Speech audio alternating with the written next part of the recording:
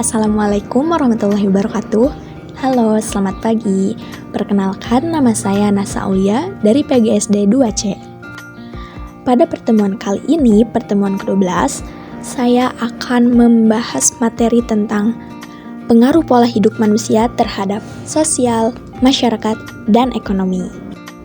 Nah, materi yang akan saya bahas ada 7 bab, yaitu pengertian pola hidup manusia, contoh pola hidup manusia, faktor yang mempengaruhi pola hidup, terus pengaruh pola hidup terhadap aspek sosial, masyarakat, ekonomi, dan juga contoh-contoh nyata tentang bagaimana pola hidup memengaruhi sosial, masyarakat, dan ekonomi. Nah, teman-teman sudah pada tahu belum apa itu pola hidup manusia? Jadi, pola hidup manusia dapat didefinisikan sebagai cara-cara bagaimana menjalani hidup dengan cara yang baik dan wajar. Pola hidup ini dapat berbeda, tergantung individu dan kebiasaan masing-masing. Nah, untuk contoh pola hidup manusia, ada 3 contoh pola hidup manusia. Yang pertama, pola hidup sederhana. Pola hidup sederhana ini cara hidup yang tidak boros, tidak berfoya-foya, dan tidak bergaya hidup mewah. Terus yang kedua ada pola hidup nomaden. Pola hidup yang dilakukan oleh manusia purba dengan berpindah-pindah dari satu tempat ke tempat lain. Mereka memiliki hubungan yang erat dengan alam. Terus yang ketiga ada pola hidup keluarga. Nah, pola hidup keluarga ini cara hidup yang terjadi secara terus-menerus dan dapat digolongkan menjadi 2 jenis. Ada pola hidup sederhana dan pola hidup mewah. Selanjutnya, apa saja faktor yang mempengaruhi pola hidup? Yang pertama, ada pendidikan, terus kondisi ekonomi, lingkungan tempat tinggal, tokoh masyarakat, kebiasaan, dan juga pola makan. Next, pengaruh pola hidup terhadap aspek sosial. Yang pertama, ada interaksi sosial di sekolah. Nah, contohnya seperti ini. Anak-anak yang terbiasa bermain di luar rumah cenderung memiliki keterampilan sosial yang lebih baik dalam bermain di lingkungan sekolah.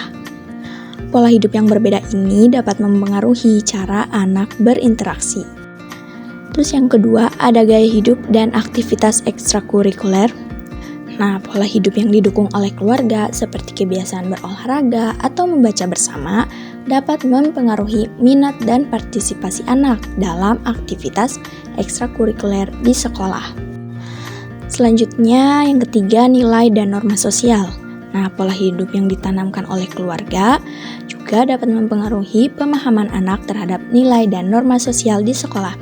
Contohnya, pentingnya kerjasama dan rasa tanggung jawab dapat ditanamkan melalui pola hidup yang mendorong partisipasi dalam tugas rumah tangga.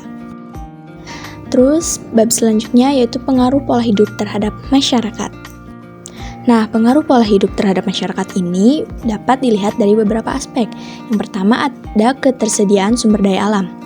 Dapat mempengaruhi kebiasaan seperti mengurangi penggunaan bahan-bahan yang sulit didaur ulang atau beralih ke bahan alternatif yang lebih ramah.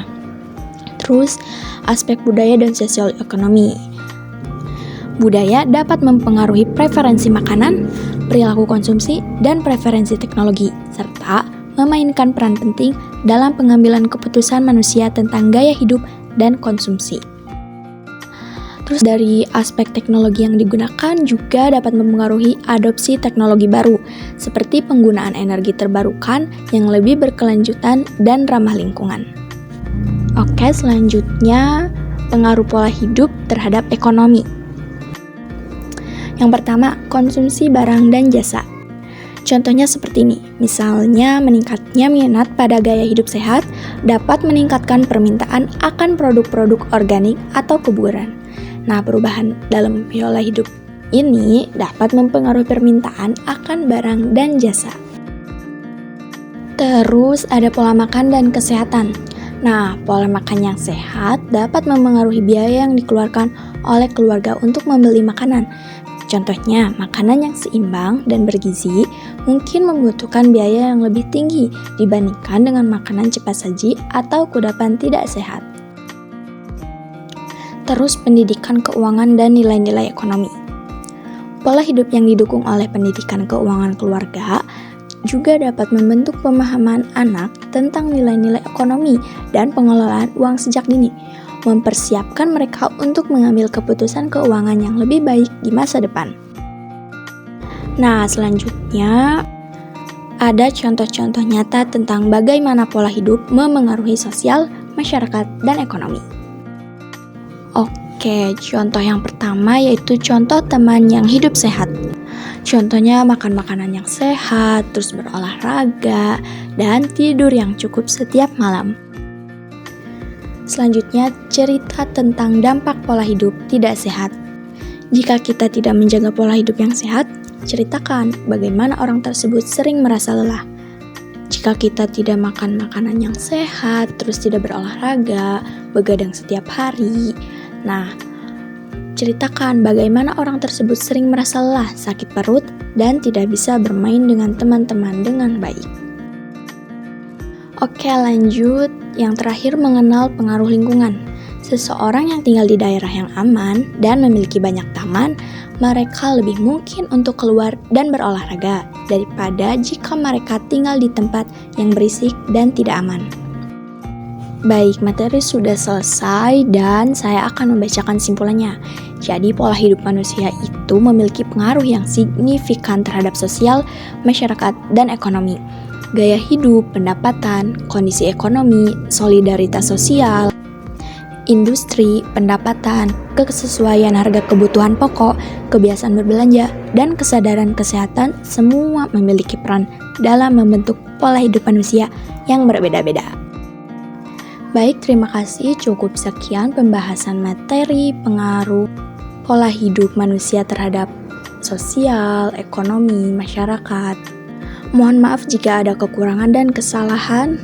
Akhir kata, wassalamualaikum warahmatullahi wabarakatuh.